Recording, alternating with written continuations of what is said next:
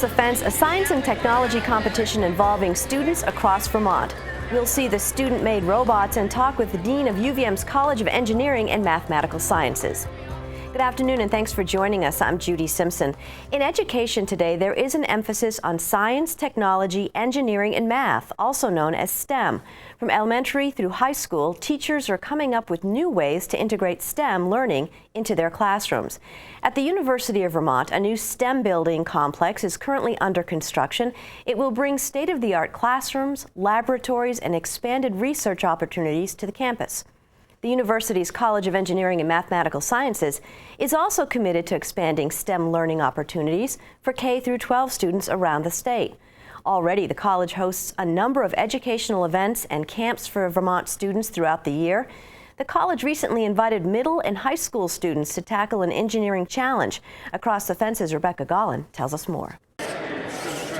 At the University of Vermont's Davis Center, the robots are taking over. These robots, and their student makers, are here to take part in an annual engineering competition. Today is the UVM Engineering Task Competition.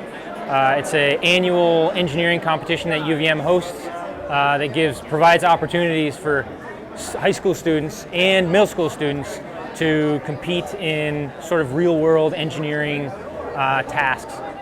Olaf Verdonk teaches design and engineering technology at Champlain Valley Union High School. He oversees the school's engineering club and has 12 students taking part in the challenge. There are over 30 teams competing, consisting of about 200 students from around the region. The challenge is to design a robot capable of moving and placing different sized balls around a playing field. Oh, and that playing field? Just to keep things interesting, it tilts. A lot of people at this competition used Lego robots to either like an EV3 brick or an NXT brick, which is basically just a different kind of control device, and Lego parts to build a bot that will pick up and move tennis balls, golf balls, and lacrosse balls around on a platform that's tilting and moving back and forth as you're trying to get it balanced, and then also to score points by getting the balls in certain locations and having them stay there. We asked the students to analyze the problem first, analyze the scoring, take a look at what's the highest score you could possibly get, what's the easiest way to score, come up with several different scenarios of basically scoring points. They'll realize very quickly that it'll be near impossible to get a perfect score. But then they can also take a look at, well, if I put so many balls in this container, we get so many points, and this, I can do this quickly, I can do this easily, and that will inform them on how to go about their problem solving and how to go about the actual design of whether it's a robot or some sort of vehicle. It takes time to make a robot that works. We took a lot of time figuring out everything and trying to make it work as well as we could, so then we could try and make it go the fastest, which was okay. We spent a lot of time on our caster wheel, which is actually the fifth wheel. We added 2 more on the sides for stability, and we also added a weight on the back of it to counteract the weight from our jaws. This is basically, I'd say, our third model on a lot of things, and it just doesn't work. You have to face the facts. Often things just don't work as they're supposed to, and you have to rebuild them and make them better. And I think that's one of the beauties of engineering, is learning through your mistakes. The challenge is devised so that all levels and ages can participate. Although many of these students did have robotics experience, there were just as many beginners.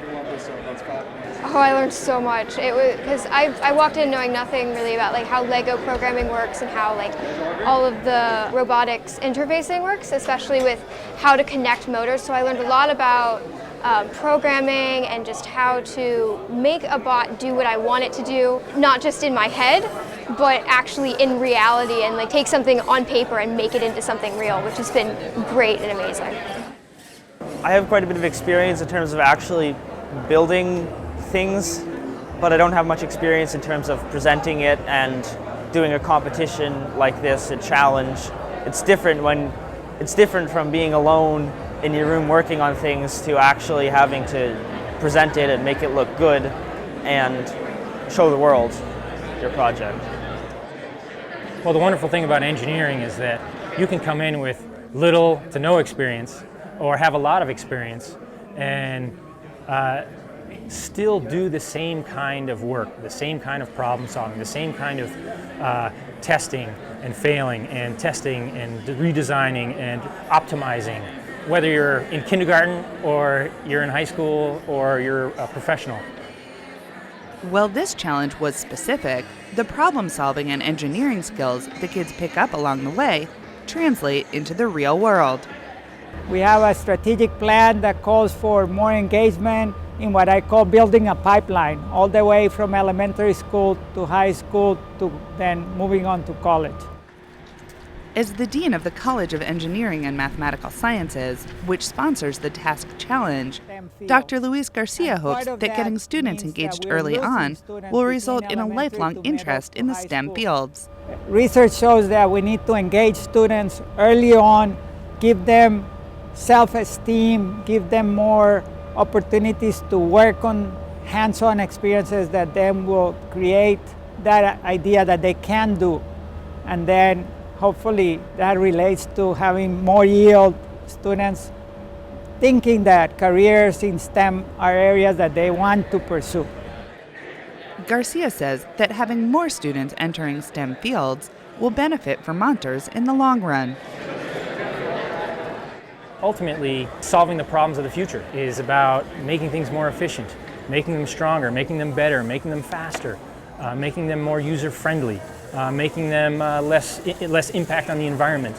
So if we're not giving those opportunities to our students now in high school or in the junior high school or in the elementary schools, we're not really going to be training them as they get further down the road to really being able to solve the problems of our planet.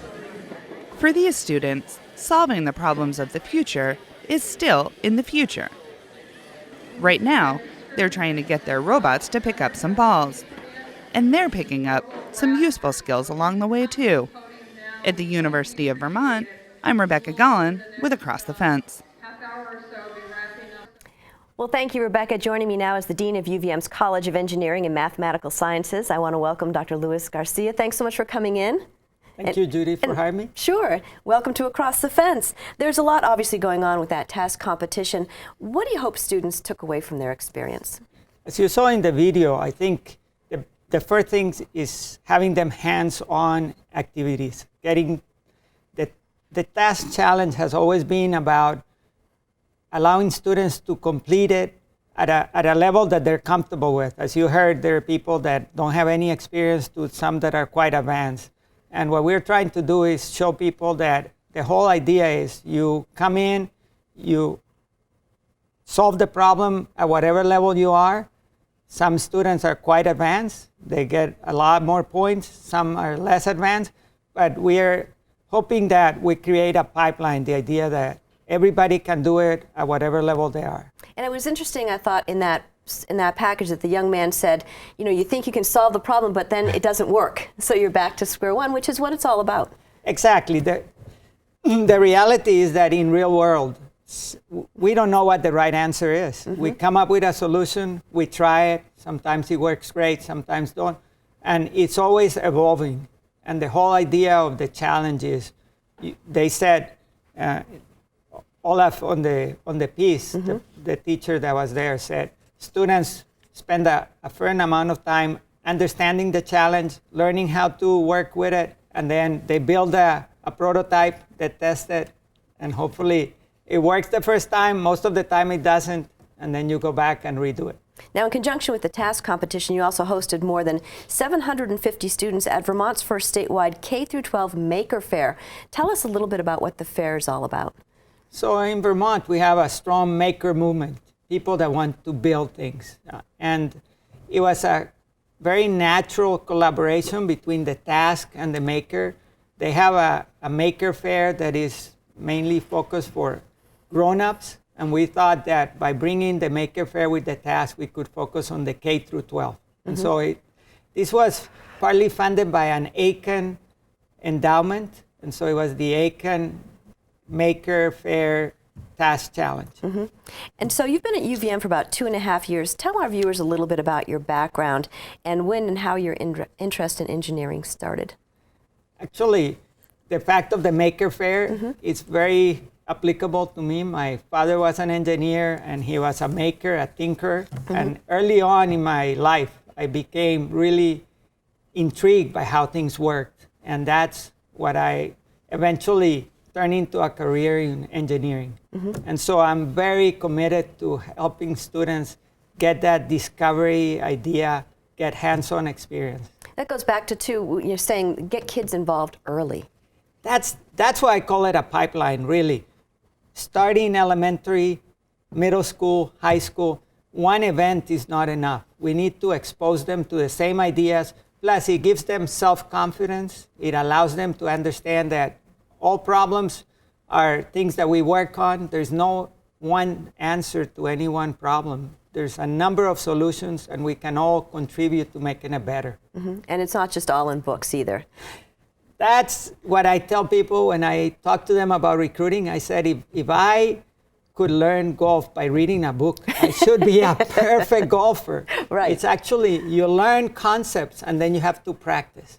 And that's the whole idea of this maker movement about the task, giving students some concepts and then trying them themselves.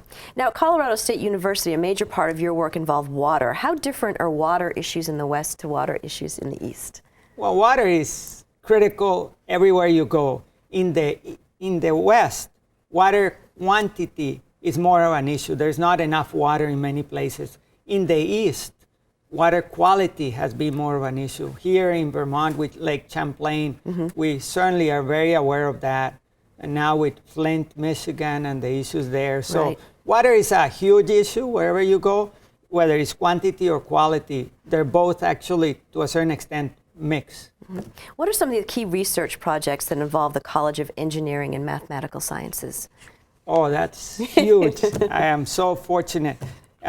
Because in the College of Engineering and Mathematical Science, we have computer science, math, statistics, and engineering. We cover all the way from Arduinos, robotics, to big data. We just created a new degree in big data, all the way to new materials to go into spacecrafts.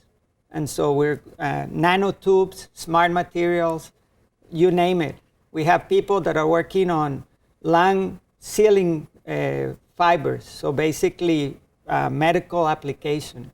And so we cover all from the nanotubes and very small to very large structures. We cover the whole spectrum. And so tell me a little bit about the new building that is under construction. Oh, that's exciting. We have the STEM complex. There's 2 new buildings. One is already underway. Will be new labs. That should be in about 1.5 years. That will allow us to update the labs that our students use. Following that, there'll be a classroom and office building. And so the 2 buildings, in addition to updating the main engineering building, Bodie Hall, will be a huge addition to the STEM facilities that UVM has. Well, if you'd like to learn more about UVM's College of Engineering and Mathematical Science, or you'd like to contact Dr. Garcia, you can visit the website that's listed on your screen, or you can call the college at 802-656-3392. I want to thank you for joining us today. A lot of things happening under your umbrella, and I look forward to maybe having you come back again and talk and update us on what's going on. I would love to. Thank you for having me. It's a great time to be at UVM.